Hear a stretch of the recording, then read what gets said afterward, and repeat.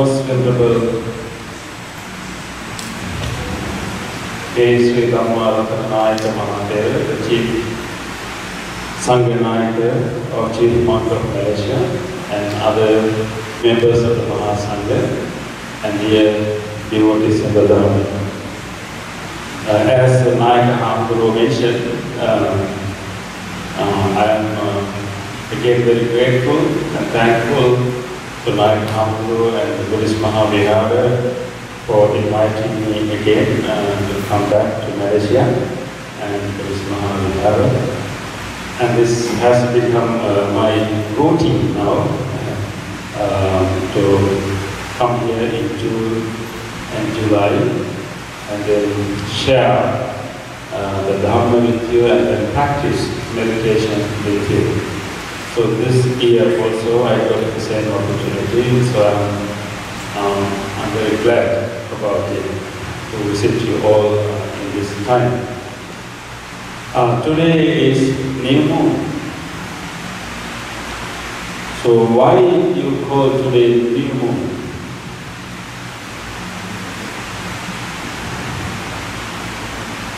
Is the moon is new today? Yeah, we call this day a new moon because actually today marks the beginning of a new lunar month.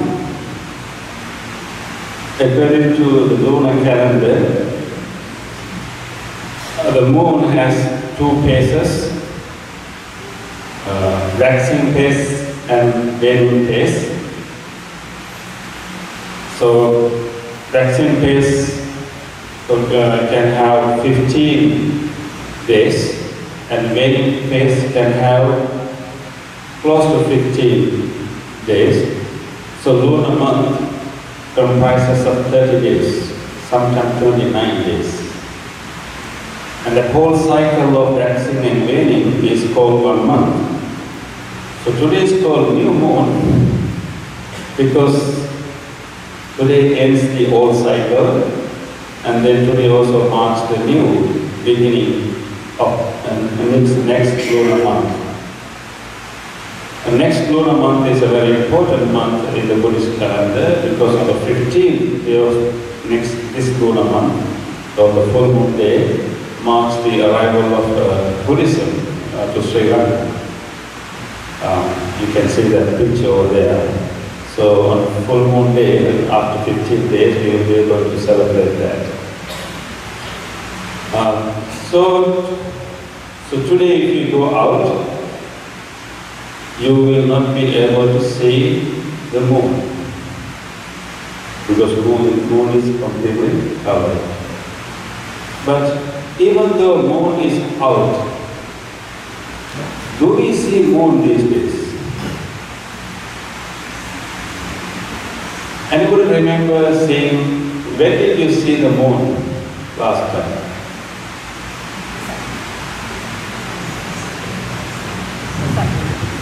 Did you see the moon the last month during the sun? Maybe.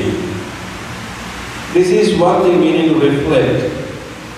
The whole lunar month is a regulation of our life, very closely with nature. We look at the moon, that is our calendar. If it is full, that is 15 days. If it is half full, that is 8 days, right? If it is one section, is the first day. So the lunar, the moon can tell us the calendar. So that is how usually we live. We live with nature. And nature told us the calendar, nature told us when to cultivate, when to grow, and nature also told us what to eat in particular seasons. And so nature produced certain fruits in particular seasons, and we only ate those fruits in that season. We did not eat other fruits in improper season. So everything was a rhythm. But now we are so-called developed people, and we artificially grow the fruits that usually do not grow in that season because we are so greedy to eat them. And so whole natural rhythm has been disturbed, and we have also been separated so much from nature. Very rarely these days people even see the moon. Moon appears and day by day increases its phases, and then one day become full moon, and slowly again waning and become a new moon. And so moon is going in that round. Very rarely people get a chance to see it nowadays, because we are so busy with other things.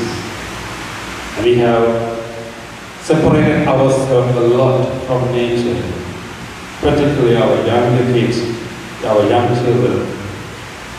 They have very little opportunity to be with nature, to see, not only to see the moon, to see stars, see moon, see even a plant, see a butterfly, and even we don't get a chance to touch grass and plant. So when we live like that, we kind of separate from the nature. We live as beings, as people, completely separated from nature. And that is not natural, that is artificial. And such a way of living is not very healthy for us. So therefore we really have to teach our children and ourselves also to be a little bit more closer to nature. And see, come out and see the moon whenever we can. Of course we have so many lights, so we don't see stars these days. But it's great to come out and see and be part, be one with the nature.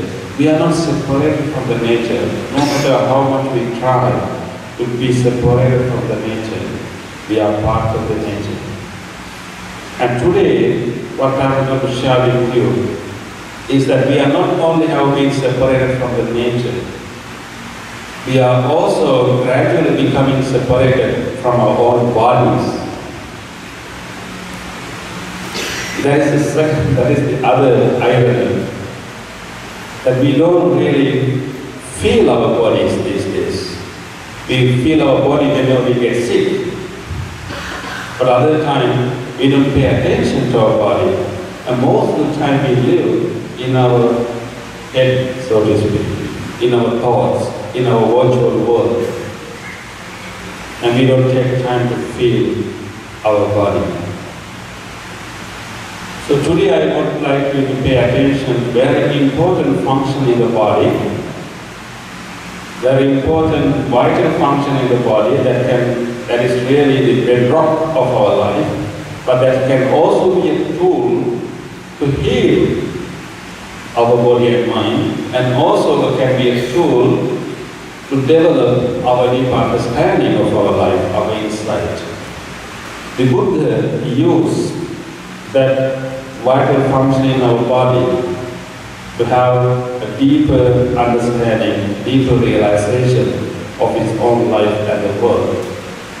And that is breath. Breathing. Just like we have been separated from the nature, from the moon, from the stars, from the plants, everything.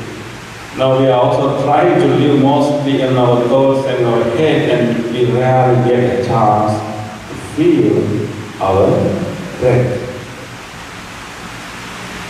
But breath is the most important function in our life. Do you believe that? Because our whole life depends on our ability to breathe.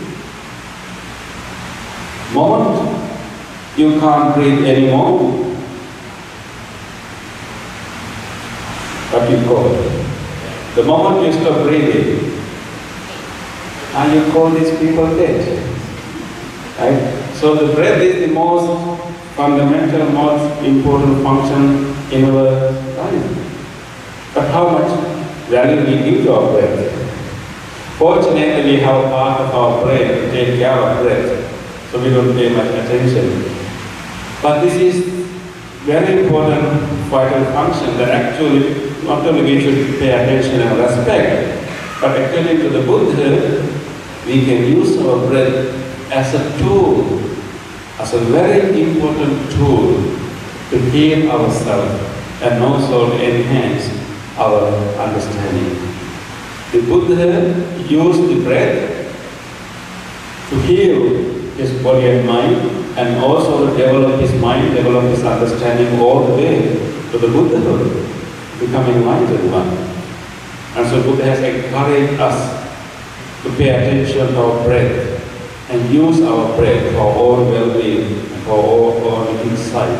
So we have number of suttas, number of discourses where Buddha talks a lot about breath. There's one specific discourse of the Buddha called the discourse on in and out breathing. The Buddha described how we can use our breath in a gradual way, all the way to realize nirvana or nibbana. But for our purpose, we should learn how much we can use our breath, heal ourselves, to change our ordinary way of living, and also to have deeper understanding. And breath is very fascinating function in our body.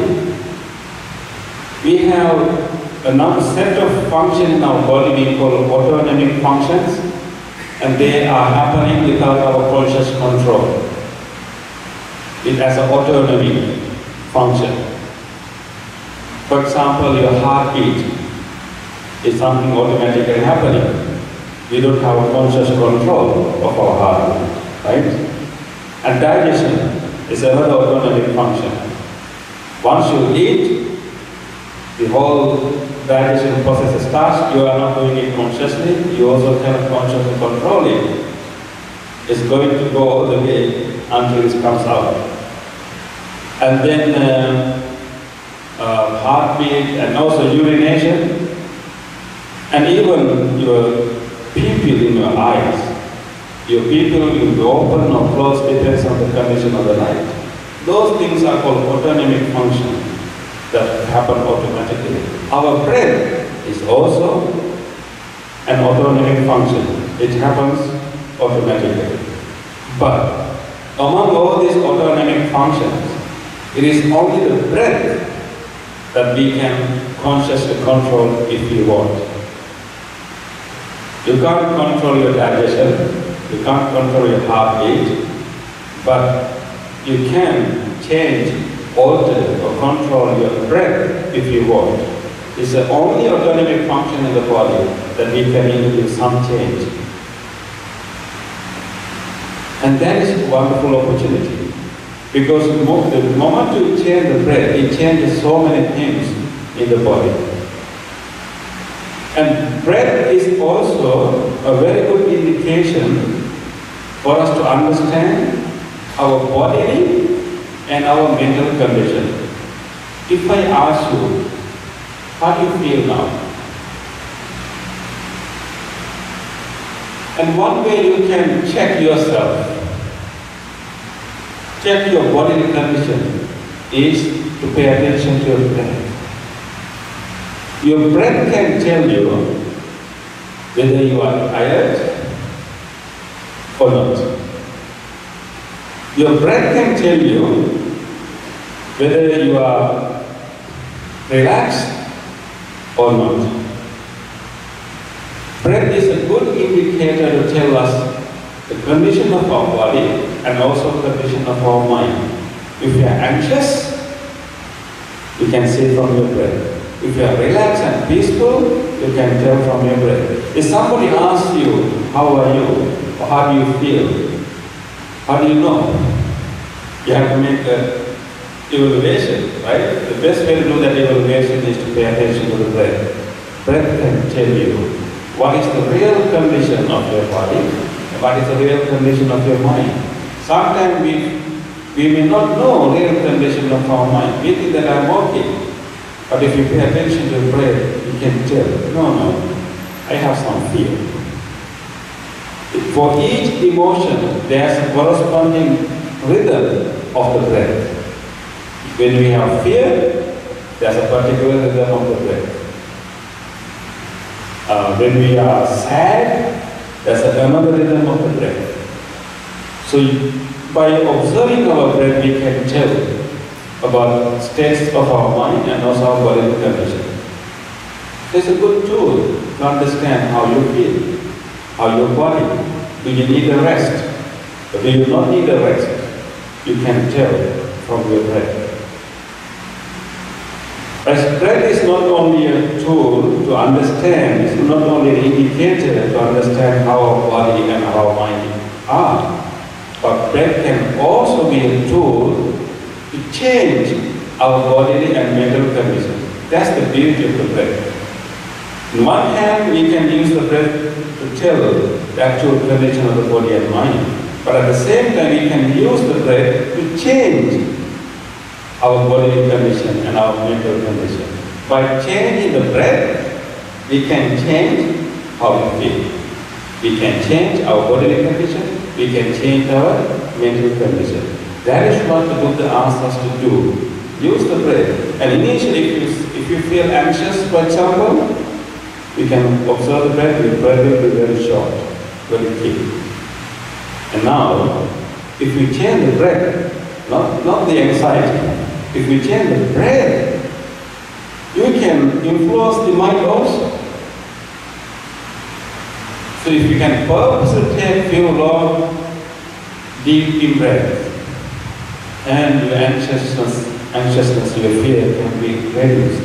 Let's say you have to give a talk, or maybe you are going to have an important meeting with someone, and you feel not comfortable, and you check your breath, you feel it's very short, you feel anxious. You didn't expect you to be anxious, but now you feel like anxious.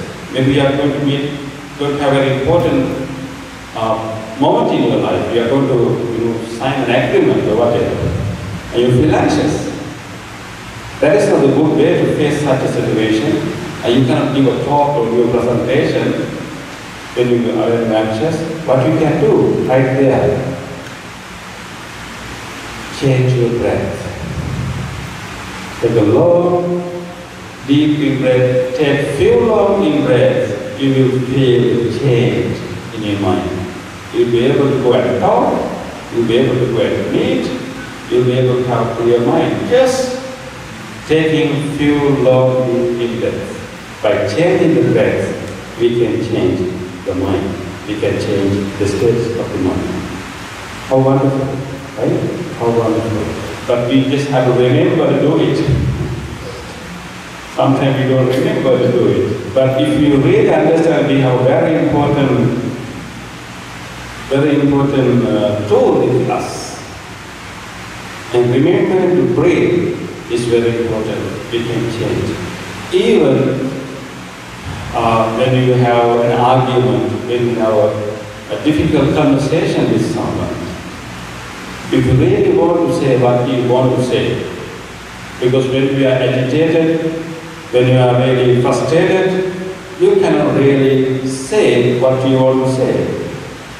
You will say something, something will come out from your mouth, but it's not really what you want to say. If you really want to have good conversation, you can also use your breath. Take a moment, take a few deep, long breaths. When you do that, it changes your whole mind and body. Not only the mind, remember it's the body also. Because as you know, we have our nervous system, and nervous system is the one that actually controls everything in our body, all our glands and all our systems. And whenever we face a threat, our nervous system, what we call sympathetic nervous system, gets activated and prepares our body to face that threat. Right? Either to run away, or to fight, or to freeze. That is what our sympathetic nervous system is doing. There's a big danger, let's say something, we heard a sound, there's big danger, and there's a big change happening in our body, our digestion will be stopped, many other functions will be stopped, and our energy will be reserved for us to run, or to fight, or sometimes to freeze, as if we are dead. That is for survival. But as human beings, what happened to us, when we evolve through many years, not only for actual threats, even when we meet people, when you are in a conversation, we also interpret meeting someone, our conversation, our arguments are also as a threat. Initially we have that change of the body, stopping everything and preparing our body to run or fight when we meet a tiger, for example, those days, I'm talking about many years ago, or when we meet a lion. But later when we evolve as social beings, even we meet a person that we don't like, that person will not necessarily come and fight with you. But the moment we see that person, same function happen, our sympathetic nervous system gets activated, just as if we are in front of a tiger. And whole body changes, and we are ready to fight or run away, or sometimes freeze. So whenever we have an argument without our knowing, our sympathetic nervous system gets activated, and our body gets frozen, or our body gets tense. Unnecessary. We don't need it. But that is what we got from our like as inheritance. Now we have to purposely change it. The only way you can change your nervous system to be more relaxing nervous system, what we call parasympathetic nervous system. When we are relaxed, there's no threat. When we are in the beach, with the nice breeze and beautiful sunlight, and then you experience parasympathetic nervous system. And your body is relaxed, your digestion is happening very smoothly, everything is nice. But the only way we can actually purposely activate our parasympathetic nervous system is the breath. If you really want to feel relaxed, if you really want to get your parasympathetic nervous system to activate, remember to breathe. Your whole physiology will be different. Even if you feel that your heartbeat is fast, you cannot control your heartbeat purposely. Can you? No. But you can. Not directly. You cannot directly control our heartbeat. But if you change your breath, eventually it will also influence our heartbeat also. So if you feel like your heart is beating fast due to anxiety, due to some reason, change your breath. Lengthen your breath. Purposely take a long, deep in breath. The moment you take a long, deep in breath, even one breath, the message is sent to the brain that everything is okay. A long breath sends that message to the brain. Everything is okay.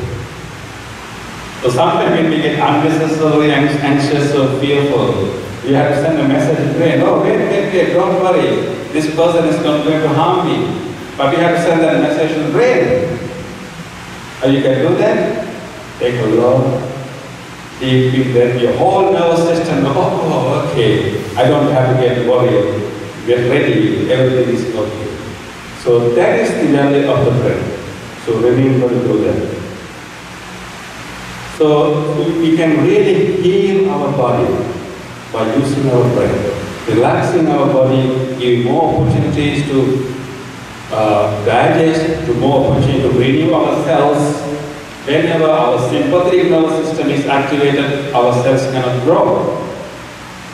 If you really want growth in your cell, if you really want to stay young, and not really your cells are like getting old age, take long deep breaths. That can help you heal your body, really. And not only for that, breath is also a tool for us to have deeper understanding, deeper insight and realization. Buddha used the breath particularly to develop deeper understanding of life, develop insight. Because breath can tell us the actual, the true nature of everything. Breath is always happening. You breathe in, you breathe out. Can you breathe in and keep your breath without breathing out? Can you? Have you ever tried? Only breathe in and don't let go. Can we do that? No. So if you take breath in and you have to take breath out, that's the reality of life. Whatever we want, whatever we take, we have to let go. Whatever we take to ourselves, we one day will go away, just like the breath. We can't hold it, we can't keep it. That can tell us the reality of life. But at the same time, breath also tells us the actual nature of everything, that is the rising and passing away. The fundamental reality of everything in this world is the rising and passing away. That is what is happening to everything. Nothing exists, actually, in true sense. Nothing exists. Either it is arising or it is passing away. In between, we can see kind of existence, but nothing exists in the same way. Either it is arising or passing away. A good example is a flower, right? We have so many beautiful flowers over here, right? So you can say flowers exist. There are flowers here. But if you truly look at that, there's no moment that flower exists. Either the flower is blooming or it is fading away. That is the actual reality. In between we see a flower, but actually there's no moment that flower exists. It's arising or passing away. We are also the same. We don't exist in the real sense. Either we are growing up or growing old. And anything else in the world is like that. So breath can tell us that universal pattern of everything. Breathe in, breathe out, arising and passing away, impermanence. So Buddha used the breath to understand the real nature of reality, including our own body and mind, and also everything in reality. So Buddha used the breath as an opening, as an entrance, as an entry to go into deeper level, have deeper realization and insight. So you have one full gift with you, that is your breath. You can heal your body. You can learn about your mind and body, but you can also change your breath and heal your body and mind. And you can also eventually use the breath to have deeper realization and understanding. So please remember to breathe. But remember to take long breaths. And you have an important tool. Please use it. Please use it. You can heal your body. So I wish you all will use your breath and heal your body and mind and develop deeper insight and understanding.